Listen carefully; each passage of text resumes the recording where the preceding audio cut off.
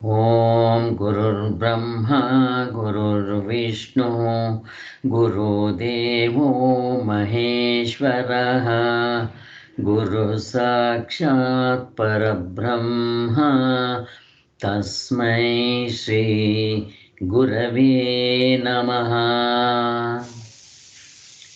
ಓಂ ಅಸತೋ ಮಾ ಸದ್ಗಮಯ ತಮಸೋ ಮಾ ಜ್ಯೋತಿರ್ಗಮಯ ಮೃತ್ಯೋರ್ಮಾ ಅಮೃತಂಗಮಯ. ಓಂ ಶಾಂತಿ ಶಾಂತಿ ಶಾಂತಿ. ಜೈ ಗುರುದೇವ್. ನಾವು ಭಗವಂತನ ಕರುಣಾ ಕಟಾಕ್ಷದಿಂದ ಪರಮಾರ್ಥ ಚಿಂತಾಮಣಿ ನೋಡುತ್ತಾ ಇದೆ. ಪರಮಾರ್ಥ ಚಿಂತಾಮಣಿಯಲ್ಲಿ ಇವತ್ತು ನಾವು 119 ತುಂಬ ಇಂಟ್ರೆಸ್ಟಿಂಗ್ ಆಗಿದೆ, ಇಂಪಾರ್ಟೆಂಟು ಕೂಡ. ಎಚ್ಚರದ ಸ್ಮೃತಿಯಲ್ಲಿರುವ ಅನಿಶ್ಚಿತ ಸ್ವರೂಪ ಅಂದರೆ ಕನಸನ್ನು ತಗೊತಾ ಇಲ್ಲ ಇಲ್ಲಿ ನಾವು. ಸ್ಮೃತಿ ಅಂತಂದರೆ ನೆನಪು.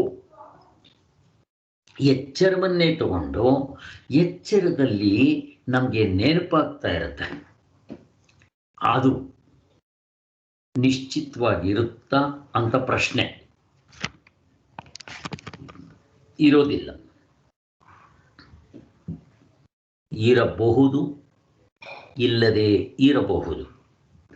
ಹೇಗೆ ನೋಡೋಣ. ಉದಾಹರಣೆಗೆ, ನಾನು ಹಾವು ಅಂತ ಹೆದರ್ಕೊತಾ ಇದ್ದೀನಿ. ಕೊನೆಗೆ ಏನಾಗುತ್ತೆ, ಅಲ್ಲಿ ಯಾರೋ ಬಂದಿದ್ದೆ ಟಾರ್ಚ್ ಹಾಕಿ ತೋರಿಸ್ತಾರೆ, ಹಗ್ಗ ಅಂತ ಗೊತ್ತಾಗುತ್ತೆ. ಈಗ ನಾನು ಅಂದ್ಕೊಂಡಿದ್ದು ಅಲ್ಲಿ ಹಾವಿದೆಯಾ? ಇಲ್ಲ. ಈಗ ನಾನು ಹಾವು ಅಂತ ಅಲ್ಲಿ ಭ್ರಮೆ ಪಡಬೇಕಾದ್ರೆ ಹಿಂದೆ ನಾನು ಹಾವು ನೋಡಿರಬೇಕು. ಎಲ್ಲಿ? ಕಾಡಿನಲ್ಲೋ ಎಲ್ಲೋ. ಅಥವಾ ನಾನು ಚಿಕ್ಕ ವಯಸ್ಸಿನಲ್ಲಿದ್ದಾಗ ನಮ್ಮ ತಾಯಿ ನನಗೆ ಆ ಚಿತ್ರದಲ್ಲಿ ಹಾವು ಅಂತ ತೋರಿಸಿರ್ಬೇಕು.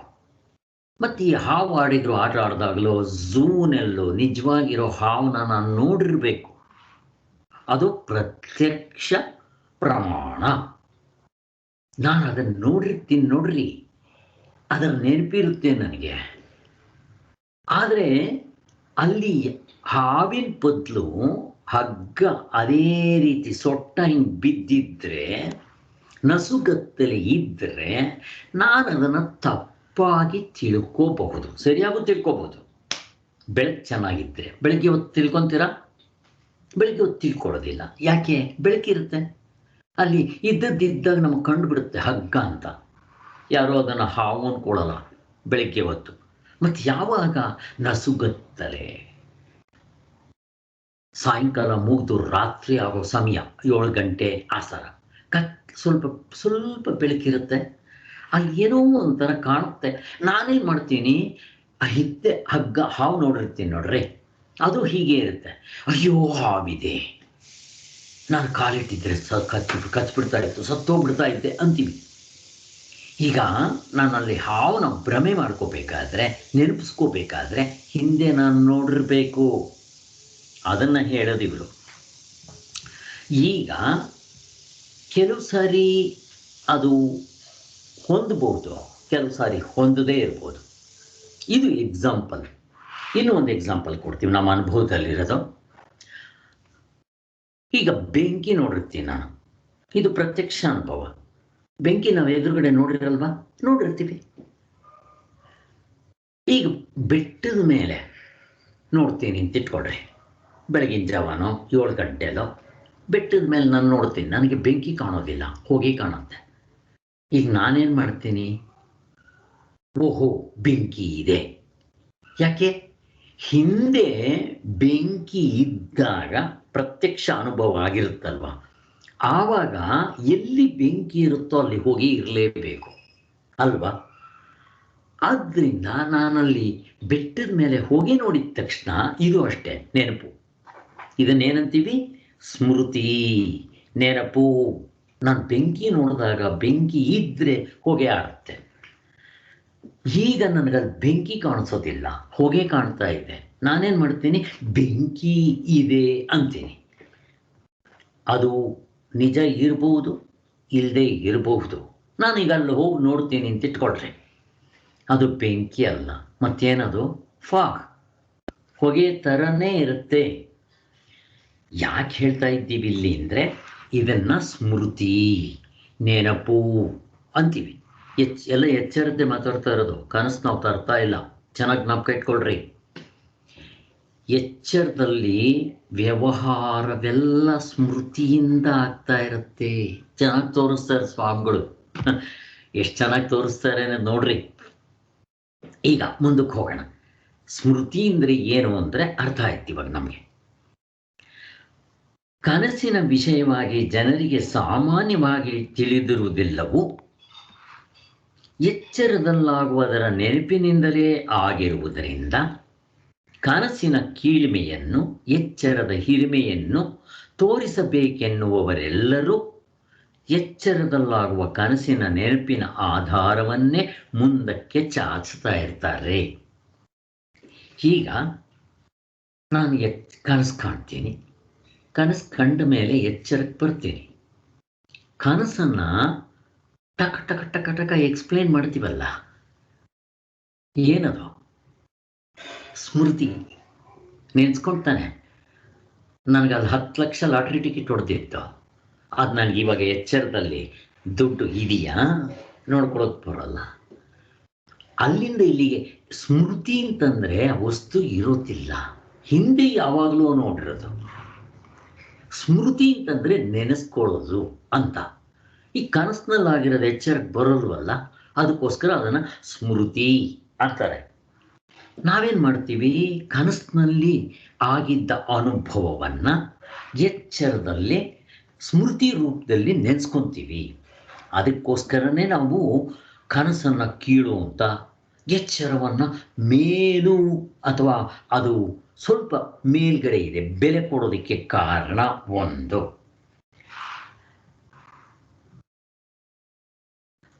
ಇದಕ್ಕೆಲ್ಲ ಎಚ್ಚರದಲ್ಲಾಗುವ ಕನಸಿನ ನೆನಪಿನ ಆಧಾರ ಇಟ್ಕೊಂಡ್ಬಿಡ್ತಾರೆ.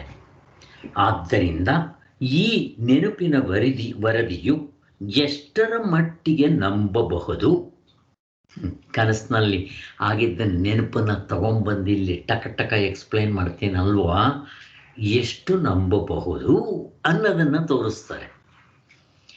ಈ ಕನಸನ್ನು ಬಿಟ್ಬಿಡ್ರಿ, ಎಚ್ಚರದಲ್ಲೇ ವಿಚಾರ ಮಾಡ್ತಾರೆ. ಎಚ್ಚರದಲ್ಲೇ ನಾನು ನೆನಪು ಅಂತ ಅನ್ನೋದು ಹಿಂಗಿಂಗೆ ಅಲ್ಲಾಡ್ತಾ ಇರುತ್ತೆ. ಇನ್ನು ಕನಸಿನಲ್ಲಿ ಕಂಡದ್ದನ್ನು ಆ ಮನಸ್ಸು ಬೇರೆ, ಅಂತಃಕರಣ ಬೇರೆ, ಅದನ್ನು ನೆನಪು ಅಂತ ಕರಿಬಹುದಾ ಅಂತ ಪ್ರಶ್ನೆ. ಕರೆಯಕ್ಕೆ ಬರಲ್ಲ. ಈಗ ಎಚ್ಚರದಲ್ಲಿ ನಾನು ಬೆಂಕಿ ನೋಡಿರ್ತೀನಿ. ಎಲ್ಲಿ? ಎಚ್ಚರದಲ್ಲಿ. ಯಾರು ನೋಡಿರೋದು? ಇವನೇ ಜನಕ ಮಹಾರಾಜ. ಅಂತಃಕರಣ ಯಾವುದು? ಎಚ್ಚರದ ಅಂತಃಕರಣ. ಕಣ್ಣುಗಳು ಯಾವುದು? ಎಚ್ಚರದ್ದು. ಬೆಂಕಿ ನೋಡಿರ್ತೀನಿ, ನೋಡಿದಾಗ ಹೊಗೆ ಆಡಿರುತ್ತೆ. ಈಗ ಬೆಟ್ಟದ ಮೇಲೆ ಹೊಗೆ ಕಂಡು ಬೆಂಕಿ ಇದೆ ಅಂತ ಊಹಿಸ್ತೀನಿ. ಎಲ್ಲಿ? ಎಚ್ಚರದಲ್ಲಿ. ಮತ್ತೆ ಯಾರು? ಸೇಮ್ ಜನಕ ಮಹಾರಾಜನೇ. ಕಣ್ಣುಗಳು ಯಾವುದೋ? ಜನಕ ಮಹಾರಾಜನ ಕಣ್ಣೆ. ಅಂತಃಕರಣ ಯಾವುದೋ? ಅವಂದೇ ಕಣ್ಣು, ಅಂತಃಕರಣ. ಈಗ ಅಲ್ಲಿ ಊಹಿಸ್ತೀನಿ. ಎಲ್ಲಿ? ಇಲ್ಲಿ. ಅಲ್ಲಿ ನಾನು ಊಹಿಸಿ ಅಲ್ಲೋಗಿ ಚೆಕ್ ಮಾಡಿದಾಗ ಇರೋಲ್ಲ. ಅದೇನಾಗಿರುತ್ತೆ? ಫಾಗ್ ಆಗಿರುತ್ತೆ. ತಪ್ಪಾಗಬಹುದು, ಸರಿಯೂ ಆಗಬಹುದು, ಹೆಂಗೆ ಬೇಕಾದರೂ ಆಗಬಹುದು ಅಂತ ಹೇಳ್ತಾ ಇದ್ದಾರೆ. ಆದ್ದರಿಂದ ಇದನ್ನು ಎಚ್ಚರದ ಸ್ಮೃತಿ ವಿಚಾರ ಮಾತಾಡ್ತಾ ಇರೋದು. ಕನಸಿಂದ ಮೊದಲು ಸುಮ್ಮನೆ ತಗೊಂಬಂದು ಹೇಳಿದ್ರೆ ಅಷ್ಟೇ. ಈಗ ಎಚ್ಚರದಲ್ಲೇ ಈ ಸ್ಮೃತಿ ಅಂತ ಹೇಳ್ತಿರಲ್ಲ, ಇದಕ್ಕೆ ಎಷ್ಟು ಬೆಲೆ ಇದೆ ಅಂತ ತೋರಿಸ್ತಾರೆ. ಎಲ್ಲಿವರೆಗೂ ಕರ್ಕೊಂಡು ಹೋಗ್ಬಿಡ್ತಾರೆ ಗೊತ್ತಾ? ಎಚ್ಚರದಲ್ಲಿ ಪ್ರತ್ಯಕ್ಷ ಜ್ಞಾನವೂ ಕೂಡ. ನಾನು ಬೆಂಕಿ ಅಂತ ನೋಡ್ತೀನಿ, ಅದು ಕೂಡ ಸ್ಮೃತಿಗಿಂತ ವರಷ್ಟು ಅಂತ ಅಂದ್ಬಿಡ್ತಾರೆ. ಪ್ರತಿಯೊಂದಕ್ಕೂ ಸ್ಮೃತಿಯೇ ಆಧಾರ ಎಚ್ಚರದಲ್ಲಿ. ಲೆಕ್ಕ ಹಾಕ್ಕೊಳ್ರಿ. ಇನ್ನ ಎಚ್ಚರದಲ್ಲೇ ಪ್ರತಿಯೊಂದು ಸ್ಮೃತಿ ಮೇಲೆ ಇದ್ದಾಗ ಕನಸ್ನಲ್ಲಿ ಆಗೋದನ್ನು ತಗೊಂಬಂದು ಎಚ್ಚರದಲ್ಲಿ ಹೇಳಿದ್ರೆ ಅದನ್ನು ಸ್ಮೃತಿ ಅಂದರೆ ಹೆಂಗ್ ಸ್ವಾಮಿ? ಕನಸ್ನಲ್ಲಿ ಶರೀರ ಬೇರೆ, ಎಚ್ಚರದಲ್ಲಿ ಶರೀರ ಬೇರೆ, ಆ ಅಂತಃಕರಣ ಬೇರೆ, ಈ ಅಂತಃಕರಣ ಬೇರೆ, ಆ ದೇಶ ಕಾಲ ಎಲ್ಲವೂ ಬೇರೆ ಬೇರೆ, ಇಲ್ಲಿ ಎಲ್ಲವೂ ಬೇರೆ. ಮತ್ತದನ್ನು ಸ್ಮೃತಿ ಅಂತ ಕರಿತೀವಲ್ಲ, ಅದು ಇರುತ್ತೆ ಅಂತ ಹೇಳ್ತಾ ಇರೋದು.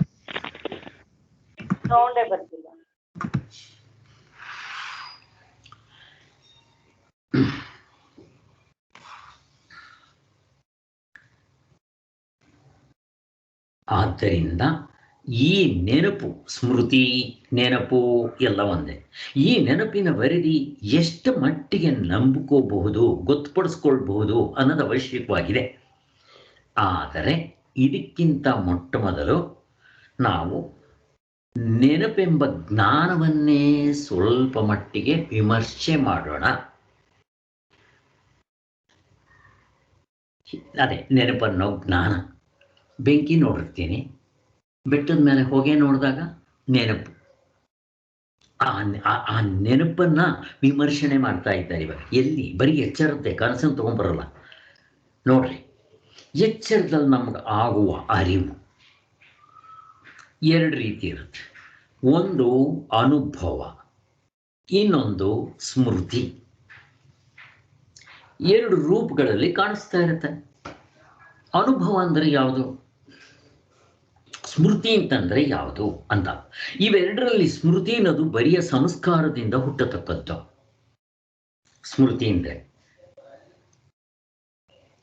ಇನ್ನ ಸ್ಮೃತಿ ಇಲ್ಲದ ಅರಿವೆಲ್ಲವೂ ಅನುಭವವೆನ್ನಿಸುತ್ತದೆ.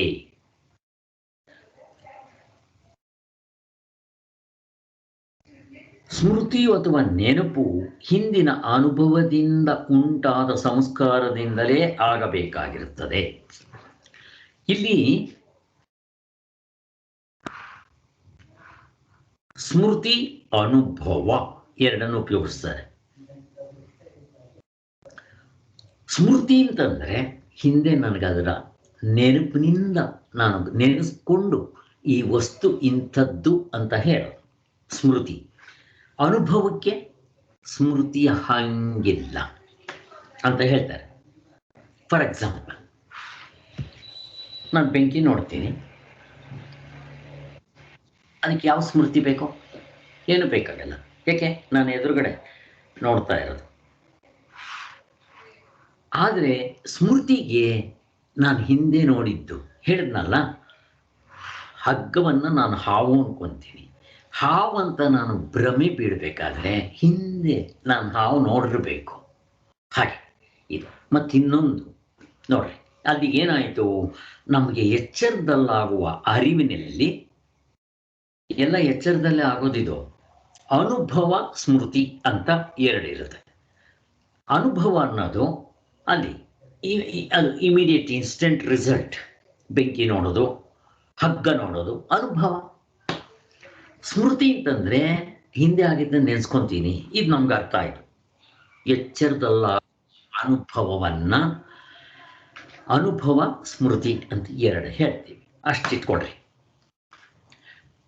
ಸ್ಮೃತಿ ಅನ್ನೋದು ಬರೀ ಸಂಸ್ಕಾರದಿಂದ ಹುಟ್ಟತಕ್ಕದ್ದು. ಇನ್ನ ಸ್ಮೃತಿ ಇಲ್ಲದ ಅರಿವೆಲ್ಲವೂ ಅನುಭವ ಅಂತ ಅನ್ಸ್ಕೊಳ್ಳುತ್ತೆ. ಅದು ಅರ್ಥ ಆಯ್ತು. ನಿಮ್ಗೆ ಅರ್ಥ ಆಗದಿದ್ರೆ ಕೇಳಿ, ಇದು ತುಂಬಾ ಚೆನ್ನಾಗಿದೆ, ಚೆನ್ನಾಗಿ ನಮಗೆ ಮನದಟ್ಟಾಗುತ್ತಿದೋ.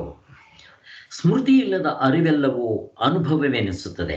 ಸ್ಮೃತಿ ಅಥವಾ ನೆನಪು ಇರಬೇಕಾದ್ರೆ ಹಿಂದಿನ ಅನುಭವದ ಸಂಸ್ಕಾರದಿಂದಲೇ ಉಂಟಾಗಬೇಕು. ಸ್ಮೃತಿ ಉಂಟಾಗಬೇಕಾದ್ರೆ ಕೇಳಿದ್ದೀವಿ. ಇಲ್ಲಿ ನಮ್ಗೆ ಎಚ್ಚರದನ್ನೇ ತಗೊಂತಾ ಇದ್ದೀರಿ. ಇವಾಗ ಎಚ್ಚರದಲ್ಲಿ ನಮಗೆ ಎರಡಾಗುತ್ತೆ. ಒಂದು ಅನುಭವ, ಎರಡನೇದು ಸ್ಮೃತಿ. ಫಾರ್ ಎಕ್ಸಾಂಪಲ್, ನಾನು ಬೆಂಕಿ ನೋಡ್ತೀನಲ್ಲ, ಅನುಭವ. ಕರೆಕ್ಟ್ ತಾನೆ? ಡೈರೆಕ್ಟ್ ನೋಡ್ತೀನಿ ನಾನು. ಈಗ ಬೆಟ್ಟದ ಮೇಲೆ ನಾನು ಹೊಗೆ ನೋಡಿ ಅದನ್ನ ಬೆಂಕಿ ಅಂತ ಊಹಿಸ್ತೀನಿ, ಅದು ಸ್ಮೃತಿ. ಯಾಕೆ ಈ ಎಚ್ಚರದ ಸಾರಿ, ಬೇರೆ ಕಡೆ ಬೆಂಕಿ ನೋಡಿದಾಗ ಹೊಗೆ ಆಡಿರೋದು ನಾನು ನೋಡಿರ್ತೀನಿ, ಅದು ಅನುಭವ. ಯಾವತ್ತು ಸ್ಮೃತಿ ಅನುಭವದ ಮೇಲೆ ಡಿಪೆಂಡ್ ಆಗಬೇಕು, ಅದಕ್ಕೆ ಸ್ಮೃತಿ ಅಂತ ಅನ್ನೋದು. Is it clear? ಡೈರೆಕ್ಟ್ ನೋಡೋದು ಅನುಭವ, ಇನ್ನೊಂದು ಅದನ್ನ ಜ್ಞಾಪನಿಸ್ಕೊಂಡು ಬೇರೆ ಏನಾದ್ರು ನೋಡೋದು ಸ್ಮೃತಿ ಅಷ್ಟೇ. ನೋಡಿ, ಈಗ ನಾನು ಹಾವು ಅಂತ ಹೆದರ್ಕೊಂತ ಇದ್ದೀನಿ. ಈಗ ನಾನಲ್ಲಿ ಹಾವು ಅಂತ ಇಮ್ಯಾಜಿನ್ ಮಾಡಬೇಕಾದ್ರೆ, ಇಮ್ಯಾಜಿನ್ ಅಲ್ಲ, ನನಗದು ಸತ್ಯ. ಈಗ ಟಾರ್ಚ್ ಹಾಕಿ ನೋಡ್ತೀನಿ, ಹಗ್ಗ ಅಂತ ಗೊತ್ತಾಗುತ್ತೆ. ಈಗ ನಾನು ಅಲ್ಲಿ ಹಾವುನ ಇಮ್ಯಾಜಿನ್ ಮಾಡೋದಕ್ಕೆ ಕಾರಣ ಏನು? ಆಮೇಲೆ ಇಮ್ಯಾಜಿನ್ ಅದಕ್ಕೆ ಮೊದಲು ನನಗೆ ಹಾವು ಸತ್ಯ. ಆ ಹಾವು ಹಗ್ಗ ಹೀಗೆ ಬಿದ್ದಿತ್ತು, ಹಿಂದೆ ನಾನು ಹಾವು ನೋಡಿರ್ತೀನಿ. ಆ ಹಾವು ಹೆಂಗಿರುತ್ತೆ? ಹಿಂಗಿರುತ್ತೆ. ಇಲ್ಲಿ ಆ ಶೇಪ್ ನೋಡಿಕೊಂಡು ನಸುಗತ್ತಲೆಯಲ್ಲಿ ನಾನು ಹಾವಂತ ಮಾಡಿಕೊಂಡೆ. ಈಗ ಹಾವಂತ ಮಾಡಿಕೊಂಡೆ. ಈಗ ಯಾವತ್ತು ಸ್ಮೃತಿಯಿಂದ ಆಗೋದು ಸೇರೋಗ್ಬೋದು, ತಪ್ಪು ಆಗ್ಬೋದು. ಕರೆಕ್ಟಾಗಿ ಹಿಂಗೆ ಆಗುತ್ತೆ ಅಂತ ಹೇಳಕ್ಕೆ ಬರಲ್ಲ. ಯಾಕೆ? ಈಗ ಬೆಟ್ಟದ ಮೇಲೆ ನಾನು ಹೊಗೆ ಅಂತ ನೋಡಿದ ತಕ್ಷಣ ಸತ್ಯ ಇದೆಯಾ? ಇಲ್ಲ, ಫಾಗ್ ಇರೋದಲ್ಲಿ. ಹಾಗೆ ಇಲ್ಲೂ ಅಷ್ಟೇ ನೋಡ್ರಿ, ಹಿಂದೆ ನಾನು ನೋಡಿದ್ದ ಹಾವಿನ ಸ್ಮೃತಿ ನನಗಿಲ್ಲಿ ಭ್ರಮೆ ಮಾಡ್ಕೊಳ್ಳೋದಕ್ಕೆ ಸಾಧ್ಯ ಆಯಿತು ಅಂತ ಆಯ್ತು. ಸೊ ಒಂದು ಅನುಭವ, ಪ್ರತ್ಯಕ್ಷ ಅನುಭವ ಅಂತ ಇಟ್ಕೊಳ್ರಿ. ಎರಡನೇದು ಅನುಮಾನ ಅನುಮಾನ ಪ್ರತ್ಯಕ್ಷ ಪ್ರಮಾಣ, ಅನುಮಾನ ಪ್ರಮಾಣ. ಈಗ ಪ್ರತ್ಯಕ್ಷ ಪ್ರಮಾಣ ಡೈರೆಕ್ಟ್ ಆಗ್ಬಿಡುತ್ತೆ ನಮಗೆ. ಇಂದ್ರಿಯಗಳು ವಸ್ತು ನೋಡಿದ ತಕ್ಷಣ ಆಗುತ್ತೆ. ಈಗ ನಾನು ನಿಮ್ಮನ್ನು ನೋಡ್ತಾ ಇರೋದು, ನೀವು ನಮ್ಮನ್ನು ನೋಡ್ತಾ ಇರೋದು ಪ್ರತ್ಯಕ್ಷ ಅಲ್ವಾ? ಹಾಗೆ ಈಗ ದಿವ್ಯಾ ಅವ್ರನ್ನ ನಾನು ಅಮೇರಿಕಾಗೆ ಹೋದಾಗ ನೋಡಿದ್ದೀನಿ, ಗೋಕುಲ ಅವ್ರನ್ನ ನಾನು ಅಮೇರಿಕಾಗೆ ಹೋಗುವಾಗ ನೋಡಿದ್ದೀನಿ. ಈಗ ನೀವೆಷ್ಟು ಜನ ನೋಡಿದ್ದೀರ ದಿವ್ಯಾ ಅವ್ರನ್ನ? ಯಾರು ನೋಡಿಲ್ಲ. ನಿಮ್ಗೇನಾಗುತ್ತೆ? ಪ್ರತ್ಯಕ್ಷನೂ ಇಲ್ಲ, ಸುಮ್ಮನೆ ಇಲ್ಲಿ ಇಮೇಜ್ ನೋಡ್ತಾ ಇದ್ದೀರ ನೀವು. ನನಗೆ ಪ್ರತ್ಯಕ್ಷವಾಗಿ ನೋಡಿದ್ದೀನಿ, ಅವ್ರ ಮನೆಗೆ ಹೋಗಿದ್ದೀನಿ, ಒಂದಿನ ಇದ್ದೀನಿ. ನನಗೆ ಅವ್ರ ಮನೇಲಿ ಎಲ್ಲ ಕಾಫಿ ಗೀಫಿ ತಿಂಡಿ ಎಲ್ಲ ಕೊಟ್ಟಿದ್ದಾರೆ ಗೋಕುಲ ಅವ್ರ ಮನೆಯಲ್ಲಿ. ಸೊ ನನಗದು ಪ್ರತ್ಯಕ್ಷ ಆಗಿರೋದ್ರಿಂದ ಈಗ ನಾನು ನೋಡಿದ್ರೆ ನನಗೆ ಅದು ಸ್ಮೃತಿ ಆಗ್ಬೋದು. ನಿಮಗೆ ಇಲ್ಲ, ನಿಮಗೆ ಅನುಭವನೂ ಇಲ್ಲ, ಸುಮ್ಮನೆ ಒಂದು ಚಿತ್ರ ನೋಡ್ದಂಗೆ ಅಷ್ಟೇ. ಅರ್ಥ ಆಯ್ತಲ್ಲ ಪ್ರತ್ಯಕ್ಷ ಅನ್ನೋದಕ್ಕೆ ಏನು ಅಂತ? ಹಾಗೆ ಓಕೆ. ಒಟ್ಟಿನಲ್ಲಿ ಎಚ್ಚರದಲ್ಲಿ ಅನುಭವ ಸ್ಮೃತಿ ಎರಡಿರುತ್ತೆ. ನಮ್ಮ ವ್ಯವಹಾರ ಎಲ್ಲ ಇದ್ರ ಮೇಲೆ ಹೋಗ್ತಾ ಇರೋದು. ಮತ್ತು ನಮ್ಗೆ ಇನ್ನೂ ಒಂದಿದೆ, ಪ್ರತ್ಯಕ್ಷ ಪ್ರಮಾಣ.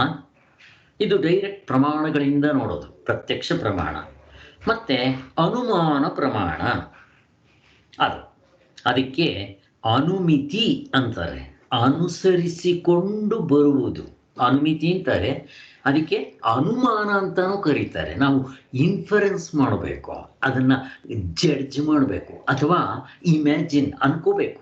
ಮೋಸ್ಟ್ಲಿ ಅಲ್ಲಿ ಬೆಂಕಿ ಇರಬಹುದು ಅಂತ ಡೆಫಿನೆಟಾಗಿ ಹೇಳಕ್ಕೆ ಬರಲ್ಲ. ಕನ್ಫರ್ಮ್ ಆಗ್ಬೇಕಾದ್ರೆ ನೀವೆಲ್ಲವೂ ನೋಡಬೇಕು.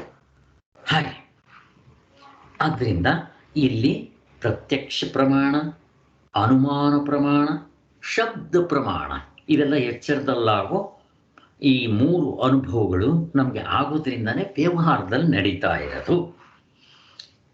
ಈಗ ಈ ಮೂರು ಪ್ರತ್ಯಕ್ಷ ಪ್ರಮಾಣದ ಮೇಲ್ ಡಿಪೆಂಡ್ ಆಗಿರುತ್ತೆ. ಯಾವುದು? ಸ್ಮೃತಿ. ಈ ಅನುಮಾನ ಪ್ರಮಾಣ ಅಲ್ವಾ? ಪ್ರತ್ಯಕ್ಷ ಪ್ರಮಾಣ ಇಲ್ಲದೆ ಅನುಮಾನ ಪ್ರಮಾಣ ಆಗೋಕ್ಕೆ ಸಾಧ್ಯನೇ ಇಲ್ಲ. ನೀವು ಮೊದಲು ಬೆಂಕಿ ನೋಡಿರಬೇಕು, ಆ ಬೆಂಕಿನಲ್ಲಿ ಹೊಗೆ ನೋಡಿರಬೇಕು, ಇದು ಪ್ರತ್ಯಕ್ಷ. ಅನುಮಾನ, ಆ ಹೊಗೆ ನೋಡಿಕೊಂಡಿದ್ದೆ ನೀವು ಇನ್ಫರೆನ್ಸ್ ಮಾಡೋದು. ಇಷ್ಟಂತೂ ಅರ್ಥ ಆಯ್ತು ನಮಗೆ. ಸೊ ಪ್ರತ್ಯಕ್ಷ ಪ್ರಮಾಣವನ್ನು ಅನುಭವವೆಂತಲೂ, ಆಮೇಲೆ ಇನ್ನೊಂದು ಈ ಎರಡನ್ನ, ಮಿಕ್ಕಿರೋ ಎರಡನ್ನ ಸ್ಮೃತಿ ಅಂತಲೂ ಕರಿಬೋದು ನಾವು. ಇಷ್ಟಂತೂ ನಮ್ಗೆ ಅರ್ಥ ಆಯ್ತು. ಸ್ಮೃತಿ ಅಥವಾ ಅದನ್ನ ನೆನಪು ಅಂತ ಕರಿತೀವಿ. ಹಿಂದಿನ ಅನುಭವದಿಂದ ಉಂಟಾದ ಸಂಸ್ಕಾರದಿಂದಲೇ ಆಗಬೇಕಾಗಿರುತ್ತೆ. ನಾನು ಅಲ್ಲಿ ಬೆಟ್ಟದ ಮೇಲೆ ನೋಡಬೇಕಾದ್ರೆ ಹಿಂದೆ ನಾನು ನೋಡಿರೋ ಸಂಸ್ಕಾರ ಅಥವಾ ನೆನಪು ಸ್ಮೃತಿ ಎಲ್ಲ ಒಂದೇ. ಅದ್ರ ಮೇಲೆ ಡಿಪೆಂಡ್ ಮಾಡ್ಕೋಬೇಕು ನಾನು ಅಲ್ವಾ. ಹಿಂದೆ ನಾನು ಹೀಗೆ ಅನುಭವಿಸಿದ್ದನ್ನೇ ಎಂಬುದೇ ಸ್ಮೃತಿಯ ಪೂರ್ಣ ಆಕಾರ. ಕರೆಕ್ಟ್ ತಾನೆ? ನಾನು ಹಿಂದೆ ಅದನ್ನು ನೋಡಿರ್ತೀನಿ, ಅದನ್ನು ನೆನಪು ಮಾಡಿಕೊಂಡು ಅಲ್ಲಿ ಕಂಪೇರ್ ಮಾಡ್ಕೋಬೇಕು. ಸಾಮಾನ್ಯವಾಗಿ ವಸ್ತುವಿನ ನೆನಪಾಗಿ ಅದನ್ನು ಯಾವಾಗ ಹೇಗೆ ನಾವು ಅನುಭವಿಸುವುದೆಂಬುದು ನೆನಪಿಗೆ ಬರದೇ ಹೋಗಬಹುದು. ಅಂತೂ ನಾನು ನೆನೆಸ್ಕೊಂಡ ವಿಷಯವು ನಮ್ಮ ಎದುರಿಗೆ ಇರೋದಿಲ್ಲ ಅನ್ನೋದು ನಿಯಮ. ಸ್ಮೃತಿನಲ್ಲಿ ವಸ್ತು ಇರೋದಿಲ್ಲ. ಈ ಉದಾಹರಣೆಗೆ ನಾನು ಕನಸಿನಲ್ಲಿ ಆಗಿದ್ದನ್ನ ಸ್ಮೃತಿ ನೆನೆಸ್ಕೊಂತೀನಿ. ಎಲ್ಲಿ? ಎಚ್ಚರದಲ್ಲಿ. ಆ ವಸ್ತು ಇದೆಯೇನೋ? ಇಲ್ಲ. ಈಗ ಬೆಟ್ಟದ ಮೇಲೆ ಹೋಗಿ ಬೆಂಕಿ ಅಂತೀನಿ.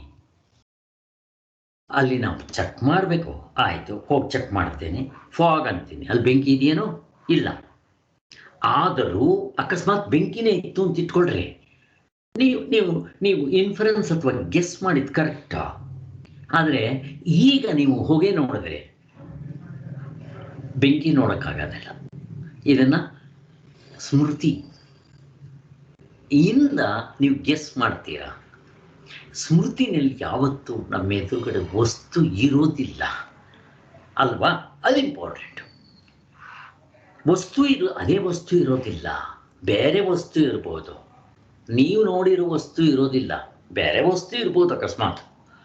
ಹಾಗೆ ನೀವಲ್ಲಿ ಹೋಗಿ ಚೆಕ್ ಮಾಡಿದ್ರೆ ಬೇರೆ ವಸ್ತು ಇರ್ಬೋದು. ನಾವು ನೆನೆಸ್ಕೊಂಡಿರೋ ವಸ್ತುನೇ ಇರೋಕ್ಕೆ ಸಾಧ್ಯನಾ? ನಾನು ಕಾಡಿನಲ್ಲಿ ಯಾವುದೋ ಒಂದು ಹಾವು ನೋಡಿರ್ತೀನಿ. ನನಗೆ ಗೊತ್ತಿರೋ ಹಾವು ಯಾರೋ ಹಾವಾಡಿಗೆ ಆಡಿಸಿರೋ ಹಾವು, ಅದೇ ಹಾವು ಇಲ್ಲಿಗೆ ಬರುತ್ತೇನೋ? ಆ ಆಕಾರದಲ್ಲಿರೋದು ಯಾವ್ದು ಬೇಕಾದರೂ ಇರ್ಬೋದು. ಇಷ್ಟಿದ್ರೆ ಸಾಕು, ಮುಂದಕ್ಕೆ ಹೋಗೋಣ ಅಂತ ಇಷ್ಟು ತಿಳ್ಕೊಂಡ್ರೆ ಸಾಕು. ಅಂತೂ ನೆನೆಸಿಕೊಂಡ ವಿಷಯವು ನಮ್ಮ ಎದುರಿಗೆ ಇರೋದಿಲ್ಲ ಅನ್ನೋದು ನಿಯಮವಿರುತ್ತೆ. ಕನಸಿನಲ್ಲಿ ಆಗಿದ್ದೀನಿ, ಇವಾಗ ನೆನೆಸ್ಕೊಂತೀರ. ನೆನಪು ಸ್ಮೃತಿ ಎಲ್ಲ ಒಂದೇ, ಅಥವಾ ಅದನ್ನು ಸಂಸ್ಕಾರ ಅಂತ ಕನಸಿನ ಹೇಳುವಾಗ ಸುಮ್ಮನೆ ಹೇಳೋದು ಸಂಸ್ಕಾರ ಇರಲ್ಲ. ಆದರೆ ಅದು ಆ ವಸ್ತು ಇಲ್ಲಿ ಎದುರುಗಡೆ ಇರಲ್ಲ, ಅಷ್ಟು ತಿಳ್ಕೊಳ್ಳಿ. ಎದುರಿಗೆ ಇರುವುದಿಲ್ಲವೆಂಬುದು ನಿಯಮವಿರುವುದರಿಂದ ಅದು ಸರಿಯೋ ತಪ್ಪೋ ಹೇಗೆ ಹೇಳ್ತೀರಾ? ನಿಮ್ಮ ಎದುರುಗಡೆ ಇವಾಗ ವಸ್ತು ಇದೆ, ಇದು ಸರಿಯೋ ತಪ್ಪ ಠಕ್ ಅಂತ ಹೇಳ್ಬಿಡ್ತೀರ. ನೀವು ನೆನೆಸ್ಕೊಂಡು ಹೇಳಿದ್ದನ್ನ ವಸ್ತು ಅದೇನಾ ಬೇರೆನಾ ಹೆಂಗೆ ಗೊತ್ತಾಗತ್ತೆ? ನೀವು ಚೆಕ್ ಮಾಡೋವರೆಗೂ ಗೊತ್ತಾಗಲ್ಲ. ಬೆಟ್ಟದ ಮೇಲೆ ಹೋಗಿ ನೀವು ಹೋಗೋ ಚೆಕ್ ಮಾಡಿರ್ತಾನೆ ಬೆಂಕಿ ಅಂತೀರ. ನೀವು ಅಲ್ಲಿ ಚೆಕ್ ಮಾಡಿದ್ಮೇಲೆ ತಾನೆ ಅದು ಕನ್ಫರ್ಮ್ ಆಗೋದು. ಆದ್ದರಿಂದ ಈ ಸ್ಮೃತಿ ಇವೆಲ್ಲ ನಮಗೆ ರೆಕ್ಟಿಫೈ ಆಗಬೇಕಾದ್ರೆ, ಅಥವಾ ಅದು ಸರಿಯಾ ತಪ್ಪ ಅಂತ ಹೇಳಬೇಕಾದ್ರೆ ಅದು ಡೌಟೇ ಇರುತ್ತೆ. ಯಾಕೆಂದ್ರೆ ನಮ್ಮ ಎದುರುಗಡೆ ವಸ್ತು ಬರೋದಿಲ್ಲ, ನೆನೆಸ್ಕೊಂಡಿರೋ ವಸ್ತು. ಅದು ಸರಿಯಾ ಅಲ್ವಾ ಅನ್ನೋ ಸಂಶಯ ನಮ್ಗೆ ಯಾವಾಗಲೂ ಇದ್ದೇ ಇರುತ್ತೆ.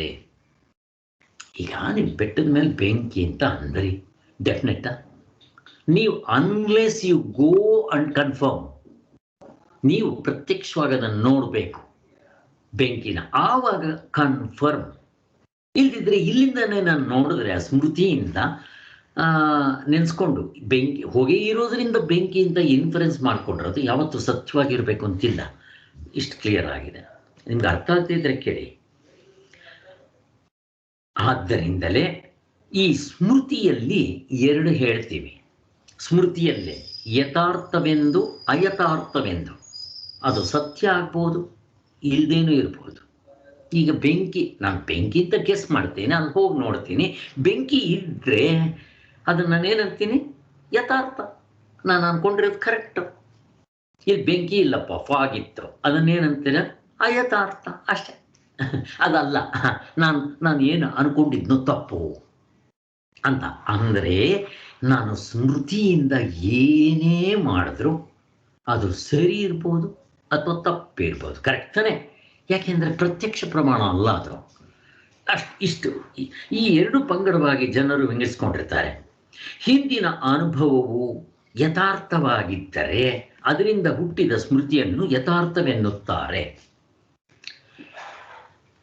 ಮೋಸ್ಟ್ ಆಫ್ ದಿ ಟೈಮ್ ಹಿಂದಿನ ಅನುಭವ ಯಥಾರ್ಥವಾಗಿರುತ್ತೆ. ಮೋಸ್ಟ್ ಆಫ್ ದಿ ಟೈಮ್ ಎಚ್ಚರದಲ್ಲಿ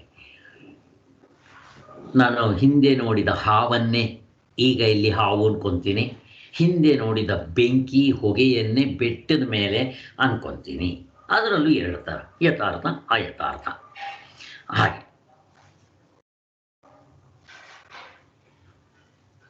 ಇಲ್ಲದಿದ್ದರೆ ಅಯಥಾರ್ಥ ಅಂತೀವಿ. ಆದರೆ ಇಂಥದ್ದೊಂದು ಯಥಾರ್ಥ ಸ್ಮೃತಿಯೋ ಅಲ್ಲವೋ ಅನ್ನೋದನ್ನು ನಿರ್ಣಯಿಸೋದು ಕಷ್ಟವಾಗಿರುತ್ತೆ. ಇದು ಆಗ ಅವರು ಹಿಂದಿನ ಕಾಲದ ಬರವಣಿಗೆಗಳನ್ನು ಅಥವಾ ಮತ್ತೊಬ್ಬರ ಸಾಕ್ಷ್ಯವನ್ನು ಕೊಡಬೇಕಾಗತ್ತೆ, ಅಥವಾ ಯಾರಾದರೂ ನಮಗೆ ಕನ್ಫರ್ಮ್ ಮಾಡೋರು ಬರಬೇಕು. ಹೌದಪ್ಪ ಅದು ಕರೆಕ್ಟು, ನೀನು ಹೇಳ್ತಾ ಇರೋದು ಕರೆಕ್ಟ್ ಅಂತ ಬರಬೇಕು ಅಂತ ಹೇಳ್ತಾರೆ. ಇದು ಸರಿ ಎಂಬುದನ್ನು ನಿರ್ಣಯಿಸುವುದು. ಏಕೆಂದರೆ ಕೆಲವರಿಗೆ ಯಾಕೆ ಅಂತಂದರೆ, ಯಾರಾದರೂ ಬಂದು ಹೇಳಬೇಕು ಅಂದರೆ ನಮಗೆ ಕೆಲವರಿಗೆ ಮರೆಯುವ ಸ್ವಭಾವ ಹೆಚ್ಚಾಗಿರಬಹುದು. ಆಗ ಅವರು ಹಿಂದಿನ ಕಾಲದ ಬರವಣಿಗೆಗಳನ್ನೋ ಅಥವಾ ಮತ್ತೊಬ್ಬರ ಸಾಕ್ಷಿ ಕೊಡಬೇಕಾಗುತ್ತೆ. ಆಗಲೂ ನಾವು ನೆನಪು ಯಥಾರ್ಥವೋ ನನ್ನ ನೆನಪನ್ನೇ ಆಧಾರವಾಗಿ ಇಟ್ಕೊಳ್ಬೇಕಾಗುತ್ತೆ ಅಲ್ವಾ? ಅಲ್ಲೂ ಅಷ್ಟೇ ನೆನಪನ್ನೇ ಇಟ್ಕೋಬೇಕು. ಇದಿಂತಿರಲಿ, ಇಷ್ಟಕ್ಕೆ ಬಿಡ್ರಿ. ಸ್ಮೃತಿಯ ವಿಷಯದಲ್ಲೇ, ಈ ಸ್ಮೃತಿ ಅಥವಾ ನೆನಪು ಅಂತೀವಲ್ಲ, ಅದರ ವಿಷಯದಲ್ಲೇ ಮತ್ತೊಂದು ವಿಶೇಷವನ್ನು ಲಕ್ಷ್ಯದಲ್ಲಿಟ್ಕೊಳ್ಳೋದು ಒಳ್ಳೆಯದು. ಅದು ಏನಪ್ಪ ಅಂದರೆ, ಯಾವ ಸ್ಮೃತಿಯೇ ಆಗಲಿ, ಹಿಂದೆ ನಾವು ಅನುಭವಿಸಿದ ವಸ್ತುವನ್ನಾಗಲಿ ಘಟನೆಯನ್ನಾಗಲಿ ಮತ್ತೊಂದು ಸಲ ನಮ್ಮ ಎದುರುಗಡೆ ತಂದಿಟ್ಕೊಳ್ಳೋಕೆ ಬರೋದಿಲ್ಲ. ಅದು ಕರೆಕ್ಟ್ ತಾನೆ? ಎಕ್ಸಾಂಪಲ್ ನೋಡಿದ್ರೆ ಗೊತ್ತಾಗೋದೇ ಇಲ್ಲ. ಈಗ ಬೆಟ್ಟದ ಮೇಲೆ ನೀವು ಬೆಂಕಿ ಇದೆ ಅಂದ್ರಿ, ಅದು ಹಿಂದೆ ನೀವು ಯಾವಾಗಲೂ ಬೆಂಕಿ ನೋಡಿದಾಗ ಹೋಗೇ ನೋಡ್ಕೊಂಡು ಅದನ್ನು ಹಂಗೆ ಅನ್ಕೋಬೇಕು ಅಷ್ಟೇ ಹೊರತು ಅದನ್ನು ಡೆಫಿನೆಟ್ ಆಗಿ ಬೆಂಕಿನೇ ಅಂತ ಹೇಳಕ್ಕೆ ಬರೋದಿಲ್ಲ. ಅಂದರೆ ನಾನು ಸ್ಮೃತಿಗೆ ಮಾಡಿಕೊಡುವಾಗ ಆ ನಿಜವಾದ ವಸ್ತು ಇರಬೇಕು ಅಂತ ಏನಿಲ್ಲ. ಎಲ್ಲಿರುತ್ತೆ? ಇರಕ್ಕೆ ಸಾಧ್ಯನೇ ಇಲ್ಲ. ಕನಸಿನ ವಸ್ತು ಎಚ್ಚರದಲ್ಲಿ ನಾನು ನೆನೆಸ್ಕೊತೀನಿ, ಆ ವಸ್ತು ಇರುತ್ತಾ? ಇರೋದಿಲ್ಲ. ಕನಸು ಬಿಟ್ಬಿಡ್ರಿ. ಎಚ್ಚರದಲ್ಲಿ ನಾನು ಅಲ್ಲಿ ಬೆಂಕಿ ಇದೆ ಅಂತ ಅನ್ಕೊತೀನಿ, ಇರಬಹುದು, ಇಲ್ಲದೆ ಇರ್ಬೋದು. ಅದು ನಾನು ಅಂದ್ಕೊಂಡಂಗೆ ಬೆಂಕಿನೇ ಇದ್ದರೆ ಸರಿಯಾದ್ದು, ನಾನು ಏನು ಅಂದ್ಕೊಂಡಿದ್ನೋ ಅದು ಕರೆಕ್ಟ್, ಅದನ್ನು ಯಥಾರ್ಥ ಅಂತಾರೆ ಅಷ್ಟೇ. ಬೆಂಕಿ ಇಲ್ಲದೆ ಫಾಗ್ ಇದ್ದರೆ ಅಯಥಾರ್ಥ ಅಂತಾರೆ. ಆದರೆ ನಾನಿಲ್ಲಿ ನೆನೆಸ್ಕೊಂಡಾಗ ಆ ವಸ್ತು ನನಗಿಲ್ಲಿ ಎದುರುಗಡೆ ಇರುತ್ತಾ? ಬೆಂಕಿ ಇರಲ್ಲ. ನಾನು ಗೆಸ್ ಮಾಡಬೇಕು, ಇನ್ಫರೆನ್ಸ್ ಮಾಡಬೇಕು. ಅದನ್ನು ಹೇಳ್ತಾ ಇದ್ದಾರೆ. ಯಾವುದೇ ನಾನು ಇಲ್ಲದಿದ್ರೆ ಅದಕ್ಕೆ ಸ್ಮೃತಿ ಅಂತ ಯಾಕಂತಾರೆ? ಅದು ಪ್ರತ್ಯಕ್ಷನೇ ಆಗ್ಬಿಟ್ರೆ ಅದನ್ನು ಪ್ರತ್ಯಕ್ಷ ಅಂತೀವಿ. ಸ್ಮೃತಿ ಅಂತ ಯಾಕಂತಾರೆ? ಅದನ್ನು ಸ್ಮೃತಿ ಅಂತ ಅಂದಿದ ತಕ್ಷಣ ನಾನು ನೆನೆಸ್ಕೊಳ್ಳೋದು ಯಾವುದೋ ಹಿಂದೆ ನೋಡಿದ ಅನುಭವದ ಮೇಲೆ ಅದನ್ನು ಡಿಪೆಂಡ್ ಮಾಡೋದು. ಇಷ್ಟ ಕ್ಲಿಯರ್ ಆಯಿತು.